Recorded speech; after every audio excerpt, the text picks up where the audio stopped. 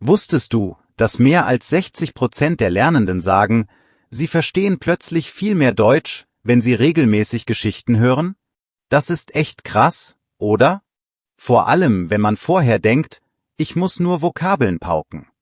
Ja, und das Lustige ist, viele lernen jahrelang Grammatik, aber im Gespräch fehlt dann der Flow. Kennst du das Gefühl, wenn man versteht, aber der Mund macht nicht mit?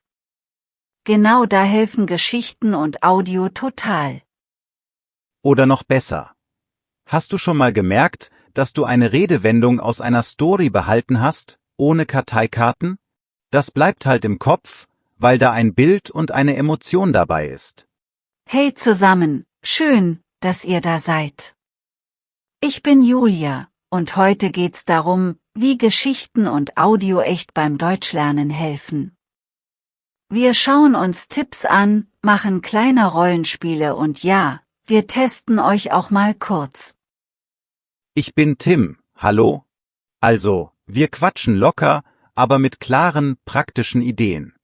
Und wir zeigen auch, wie man das im Alltag nutzt, nicht nur im Lehrbuch. Vielleicht starten wir mit einer Miniszene, okay? Eine super kurze Geschichte, und dann spielen wir, wie man daraus Sätze holt. Das ist für viele der Aha-Moment. Gute Idee. Die Story heißt Der verlorene Schlüssel. Stell dir vor, Max kommt nach Hause, sucht überall, findet seinen Schlüssel nicht und denkt schon, oh nein, ich schlafe heute im Treppenhaus. Dann ruft ihn seine Nachbarin an und sagt, du, dein Schlüssel liegt vor der Türmatte. Max sagt, ach so, danke dir. Ende. Total simpel, aber hilfreich, weil's nah am Alltag ist. Jetzt das Rollenspiel, ja? Ich bin Max, du bist die Nachbarin. Ich nutze Phrasen direkt aus der Geschichte und du antwortest kurz. Los geht's. Okay, ich klingele. Ding dong. Hallo Max, alles gut bei dir? Oh Mann, ehrlich gesagt, ich hab meinen Schlüssel verloren. Ich hab schon überall gesucht. Hast du vielleicht was gesehen? Ja, also, schau mal vor deine Türmatte. Da liegt etwas Kleines, silbern. Könnte das dein Schlüssel sein? Stimmt. Du hast recht. Danke dir, das rettet mir den Abend. Gern. Und sag mal, nächstes Mal steck ihn halt nicht in die lose Jackentasche, okay? Perfekt. Das waren jetzt authentische Phrasen, überall suchen, vor die Türmatte, danke dir. Wenn man das aus einer Mini-Story nimmt und dann sofort spricht, bleibt es einfach hängen. Genau. Und noch ein Tipp, nacherzählen. Also die Geschichte kurz in eigenen Worten sagen. Das trainiert Grammatik ohne Stress, weil die Struktur schon da ist. Ich mach das oft mit Kinderbüchern, kein Witz. Die Sprache ist klar, die Sätze sind nicht zu lang und es gibt Wiederholungen. Man baut so eine stabile Basis. Ja, und Kinderbücher sind nicht peinlich, Leute. Ein gutes Buch ist ein gutes Buch.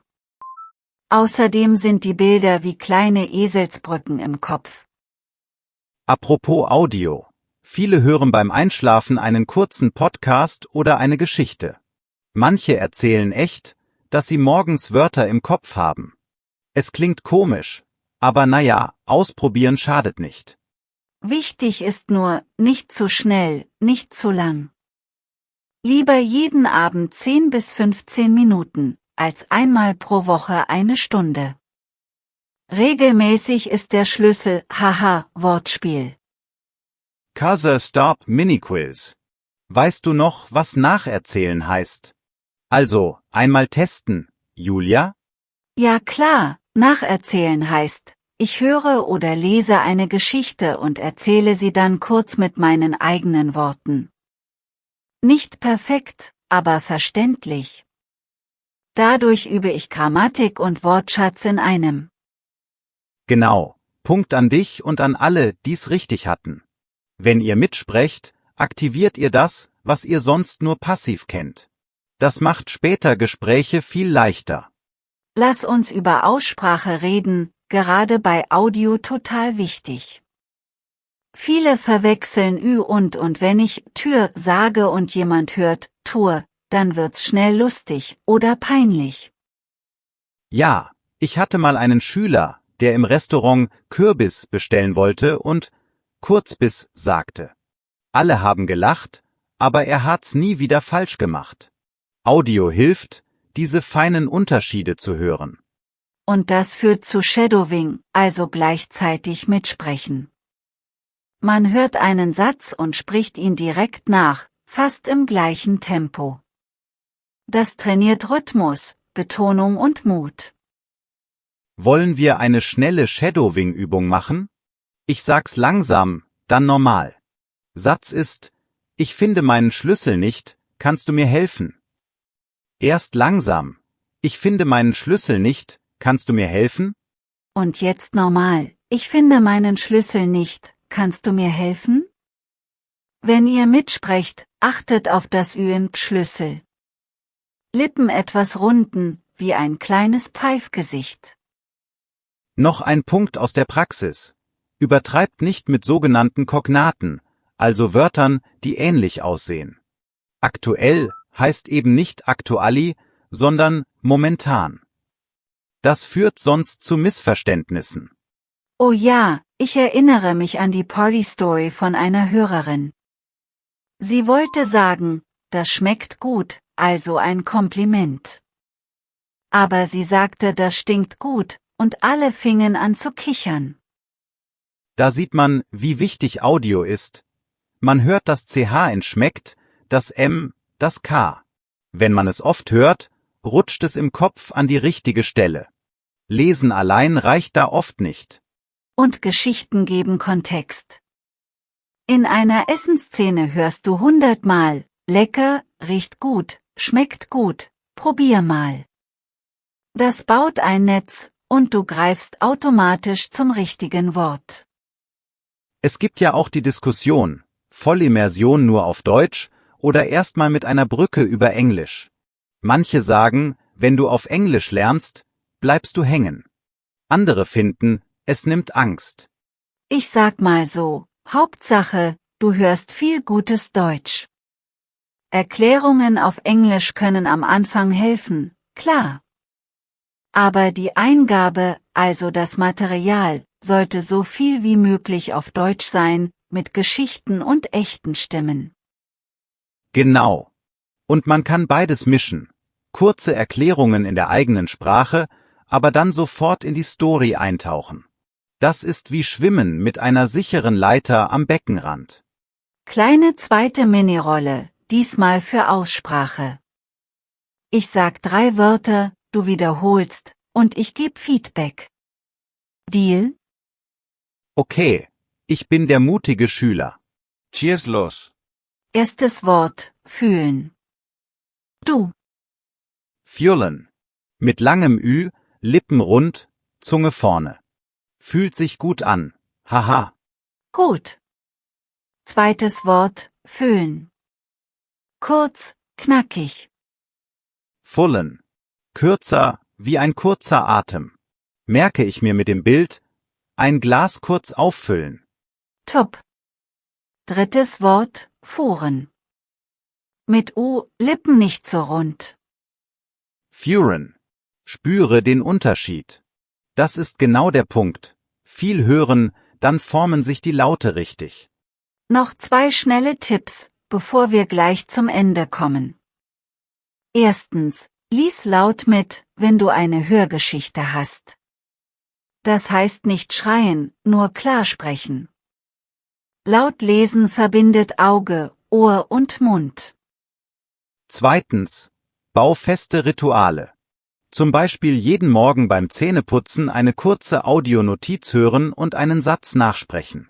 10 Tage lang, und du spürst den Effekt. Und wenn's um Uni-Programme auf Englisch geht, für das Deutschlernen ist das nur dann gut, wenn du nebenher viel deutsches Audio hörst. Sonst bleibst du, na ja, sozial ein bisschen draußen. Total. Geschichten helfen übrigens auch bei Kultur. Ich erinnere mich an die Story mit dem Geburtstag.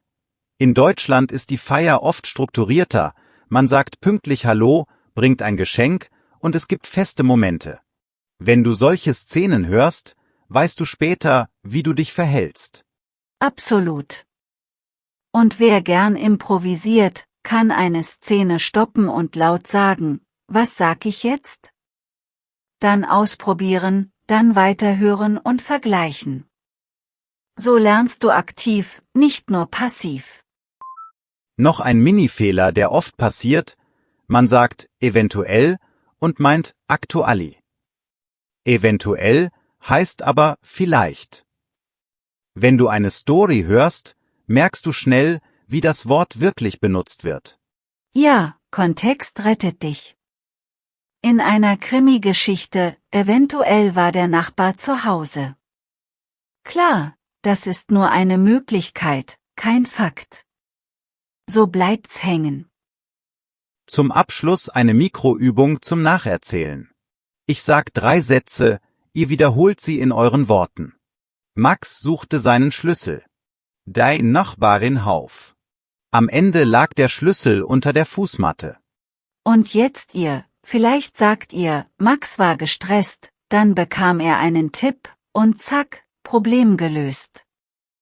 Wenn das klappt, seid ihr auf dem richtigen Weg. Kurz, einfach, klar. Unsere Frage an euch: Welche Geschichte oder welches Hörbuch hat euch am meisten geholfen und warum? Nennt Titel, Szene und eine Redewendung, die ihr dadurch gelernt habt. Wir lesen die Kommentare wirklich alle. Wenn euch das gefallen hat, gebt uns gern ein Like und abonniert den Kanal. So verpasst ihr die nächsten Hörübungen nicht. Und ja, teilt die Folge mit jemandem, der immer noch nur Vokabeln paukt. Danke fürs Zuhören. Bleibt dran, hört weiter Geschichten, sprecht mit und habt Geduld mit euch. Bis nächste Woche und viel Spaß beim Nacherzählen.